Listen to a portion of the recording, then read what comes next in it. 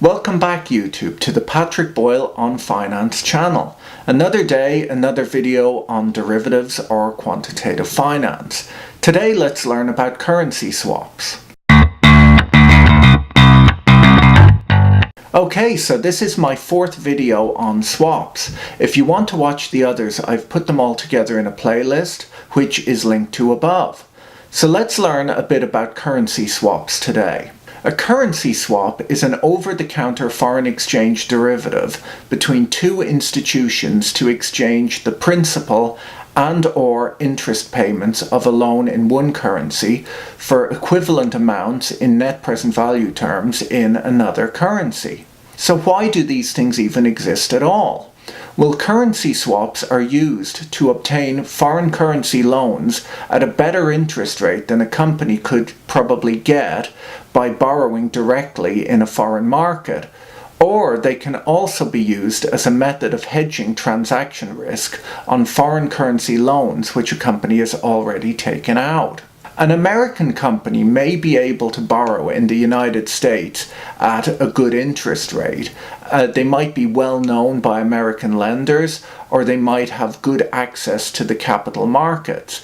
But if they require a loan in euros for a new factory, we'll say if they're building a new factory in Germany, they may not have as good contacts in Europe, and thus they might have to pay a higher interest rate to attract euro-denominated investors. At the same time, a European company might wish to finance a project in the United States, where its direct borrowing rate is higher when compared to the rate that they could get in their local market. Instead of going through all of the complexity of borrowing in foreign currency or issuing a foreign currency bond, the two companies could simply borrow in their local currencies where they get better rates and then just swap into the currency that they had wanted to borrow in to begin with. They do this using a derivative called a currency swap.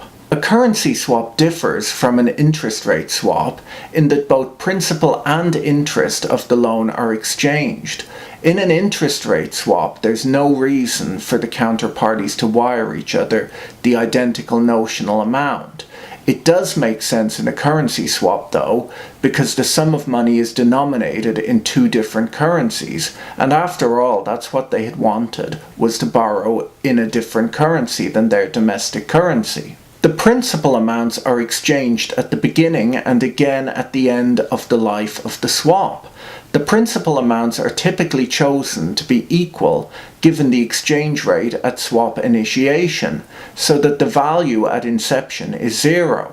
The purpose of a currency swap is to transform the borrowing currencies of the counterparties. Okay, so now that we know what a currency swap is and why people might use them, let's look at an example.